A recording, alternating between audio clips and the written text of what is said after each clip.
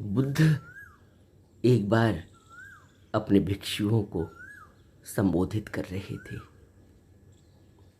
बुद्ध ने कहा कि जो लोग मेरे प्रति श्रद्धावान नहीं हैं, जिनकी मेरे प्रति अभी श्रद्धा नहीं, वे मुझे मेरा नाम लेकर पुकारते हैं, गौतम कहकर पुकारते हैं। और जिनकी मेरे प्रति श्रद्धा है, विश्वास है,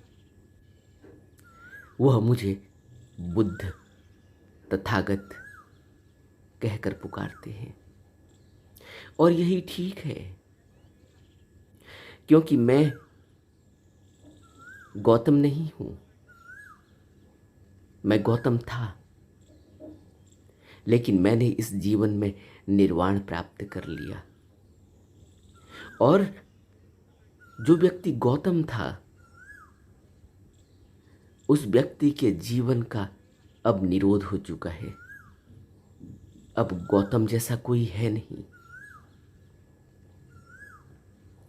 मेरे जीवन में से मैं भाव चला गया है, आत्मार्थ चला गया है, आत्मा भाव चला गया है। और अब उसका स्थान सत्य ने ले लिया। यह जो मेरा शरीर है, यह गौतम का ही शरीर है। और समय आते ही यह खत्म हो जाएगा। और जब इसका निरोध हो जाएगा, फिर इसे कोई देख भी नहीं पाएगा।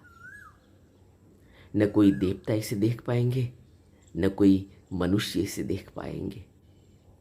लेकिन सत्य बना रहेगा। जो सत्य गौतम के अंदर है, वो बना रहेगा। और जो सत्य गौतम के अंदर है, वही बुद्ध है। उसका निधन नहीं होगा। बुद्ध पवित्र धर्म के अंतर्गत बने रहेंगे, धर्मकाय में बने रहेंगे। तथागत के शरीर का भी निरोध उस प्राकृतिक नियम के अनुसार ही होगा। प्रकृति का एक नियम है, शरीर की एक आयु है। और जब वह आयु आ पड़ती है, तब यह शरीर छूट जाता है। फिर यह नहीं बचता, फिर यहाँ कुछ भी नहीं बचता जो इन स्थूल आंखों से देखा जा सके।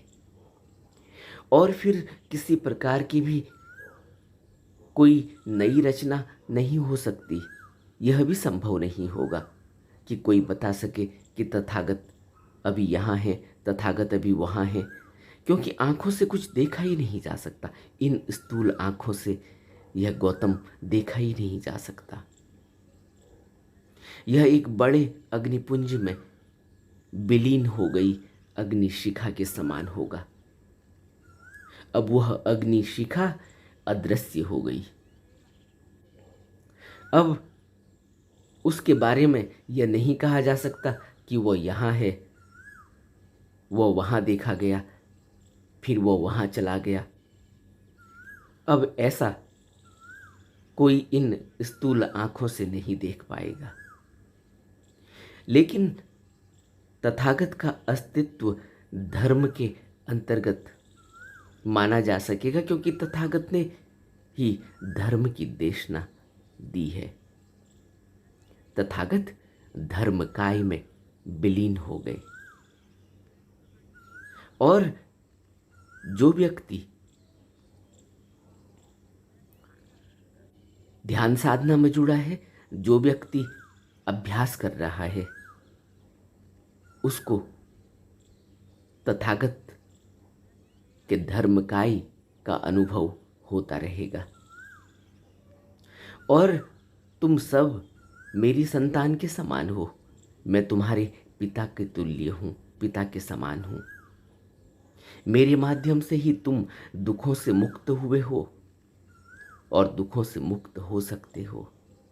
मैं स्वयं दूसरे तट पर पहुंच गया हूं। इसलिए अब मैं दूसरे तट पर पहुंचने के लिए दूसरों की मदद कर सकता हूं। नदी पार में उनकी मदद कर सकता हूं। मैं नदी के दूसरे तट पर हूं। मैं स्वयं मोक्षलाभी हूं। मैं मुक्त हूं और मैं अब दूसरे की सहायता कर सकता हूं। मैं स्वयं आश्वस्त हूं, इसलिए दूसरों को भी आश्वस्त कर सकता हूं और शरण स्थान तक ले जा सकता हूं, वहां जहां से फिर इस लोक की वापसी नहीं। मैं उन सब प्राणियों को सुखी बनाऊंगा जो दुख से त्रस्त हैं।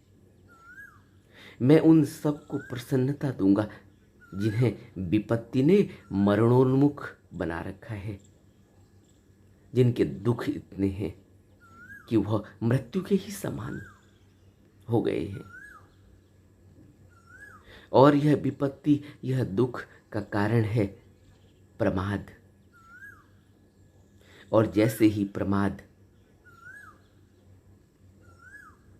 छटता है, अब प्रमाद की अवस्था आती है तो संतोष पैदा होता है।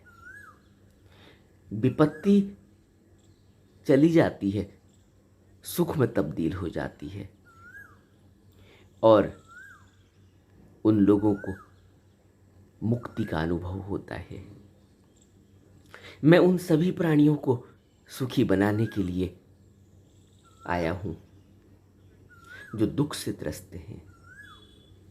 और जिस दिन भी इस दुख का अनुभव उन्हें हो जाएगा, इस दुख का सार पता चल जाएगा, उसी दिन दुख निरोध के बारे में भी पता लग जाएगा और उसी दिन दुख निरोध के उपाय भी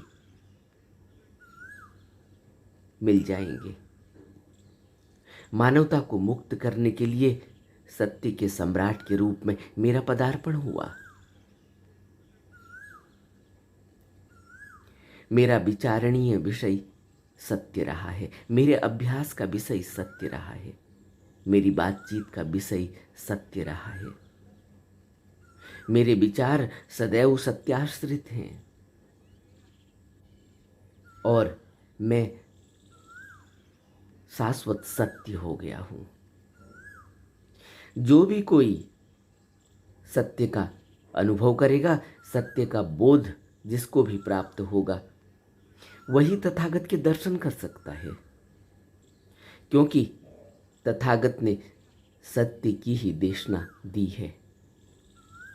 और सत्य के दर्शन करने के लिए, उस शाश्वत सत्य को, उस तथागत को समझने के लिए, जानने के लिए, दर्शन करने के लिए, साक्षात्कार करने के लिए अभ्यास करना होता है।